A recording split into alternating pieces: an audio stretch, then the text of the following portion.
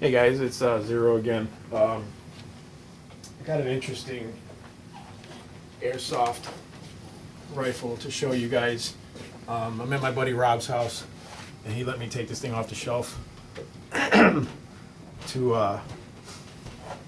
just give you guys a quick look. I forgot he had this.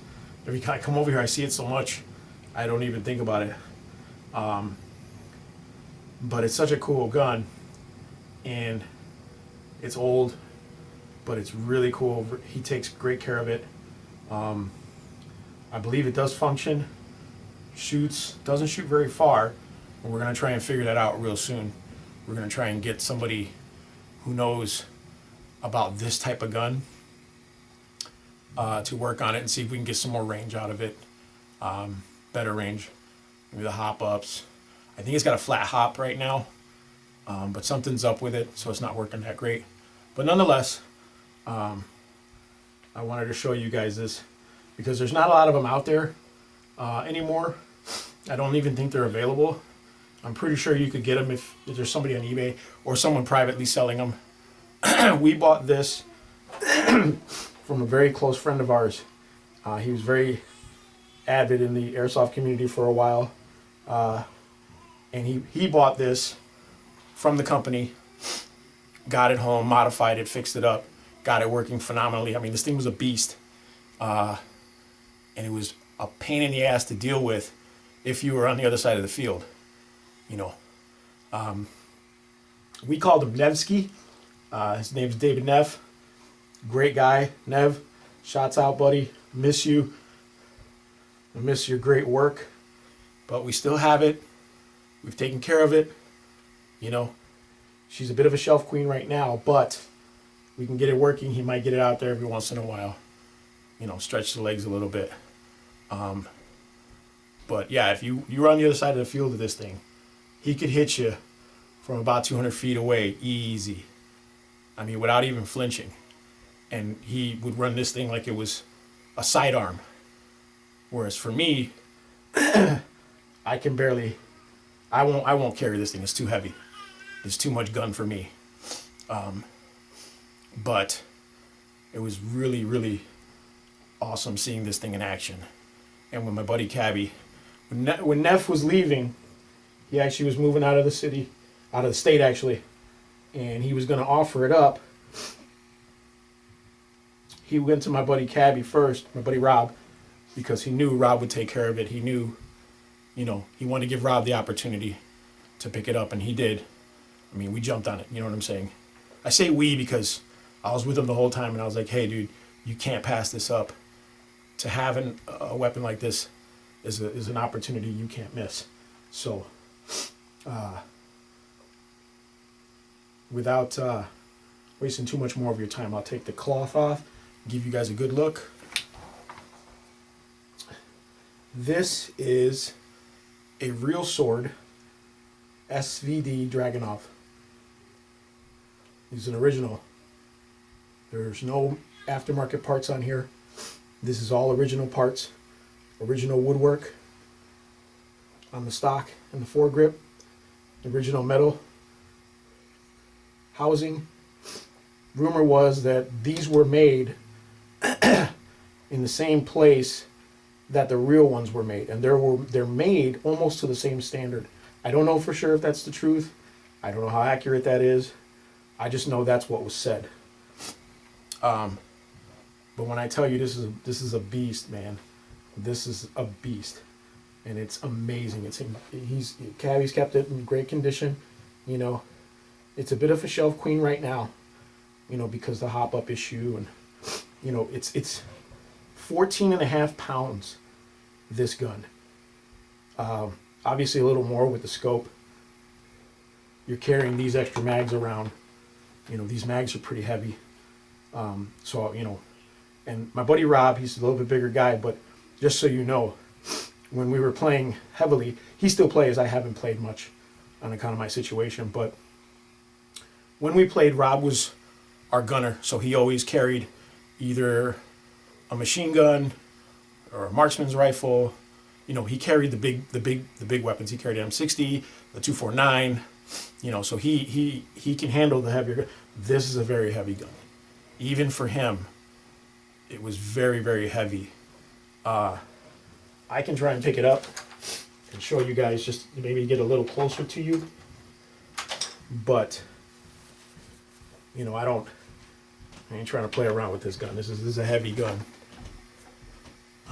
And it's worth a lot of money. So, and you can see there, that receiver. Your stock. It's still got the original padding on there.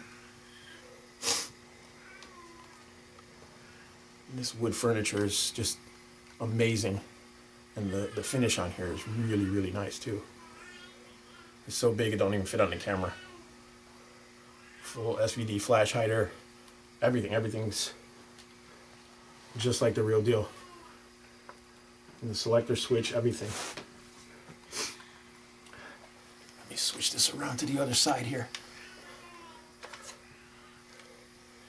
Now, I do believe this is not, it's not the SVD scope mount, because the one that was on there that was original was really bad and wasn't, you know, wasn't worth keeping on there. It didn't hold the scope straight. So he replaced that. But as you see, everything else is original. I don't know if you guys can see that, but it's got the original front sight right here with the numbers. Placement. Everybody who knows AKs knows this front sight. But that is, like I said, this is a beast of a gun.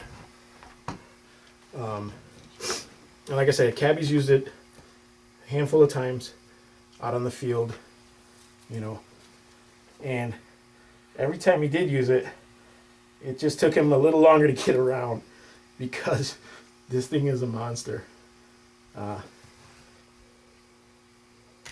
Is it a metal plate? Yep. It's got a metal plate on the buttstock. This is just an amazing airsoft gun. I'm out of breath just fucking picking that thing up and waving it around, dude.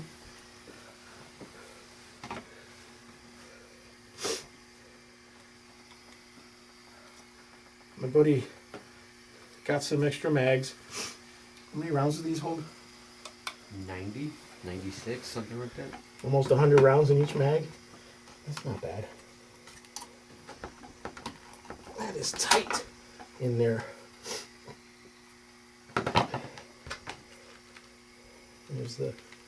There's the hop-up unit.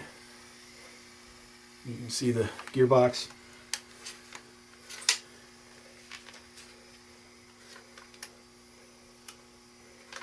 So hold up. You have to pull the charging handle all the way back, and then you can adjust the hop-up wheel right there.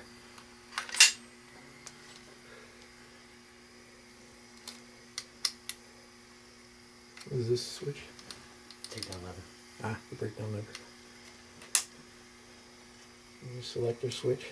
So this gun only shoots in semi-auto, just like the real one. This was a marksman's rifle, a designated marksman's rifle, so DMR on any airsoft field. I want to say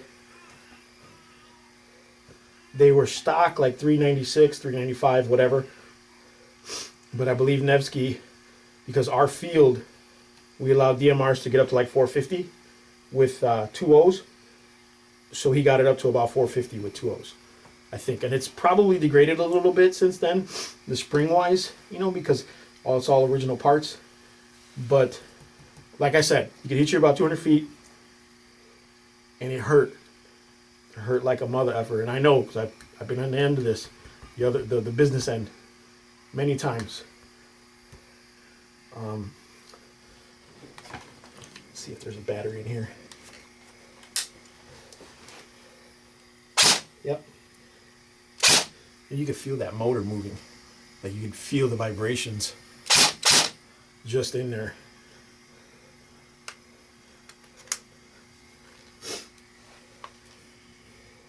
You do need a scope with this gun. I mean, you could use the iron sights. I know there's people out there who do it. I know there's people out there who can. I personally know airsofters who can do it. My buddy Rob's got great eyes. He's one of those people. He's just really good. Great vision. I can't. So I always use the scope to at least, even if it's just a spot, I would use the scope. But this gun just, it lends itself to it. It makes it easier to handle this. Because you're not, with this type of weapon, you're not, running and gunning. You're not, keeping up with the riflemen or the rec guys. Those guys' jobs is to go up there and tell you where your targets are, and then you pop them from a distance. With this thing, that's what that's for. But yeah, it lends itself well to a scope.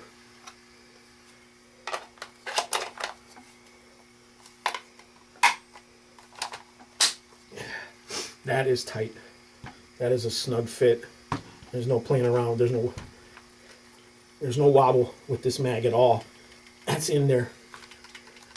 You hear that little thing? That's actually the scope ring. That's not, there's nothing in here moving. And this gun is old already. It's like 8 years? 8 years? 6, 7, 8 years old now? Because he had it for a while, and then you got it, and you've had it for a while.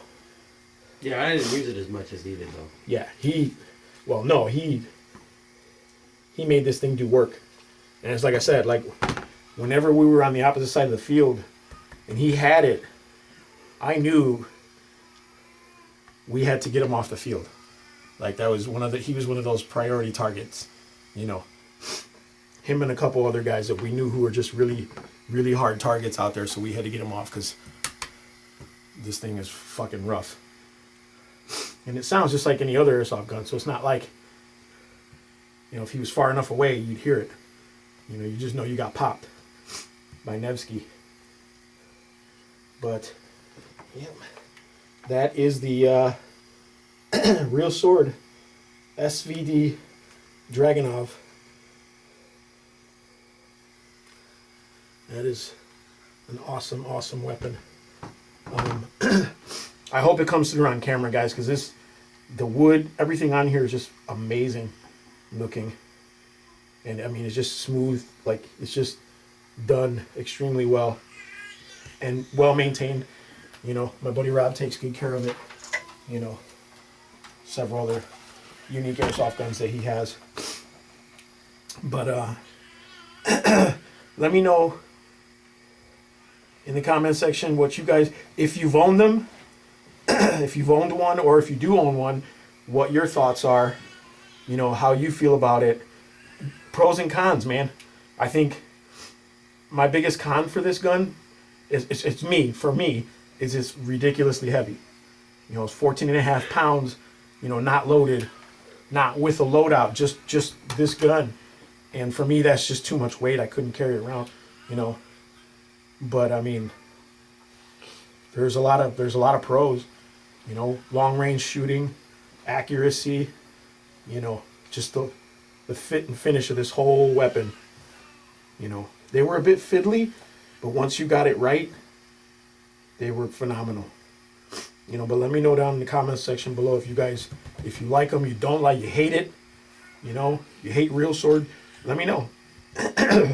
Let's talk about it. I personally love this weapon.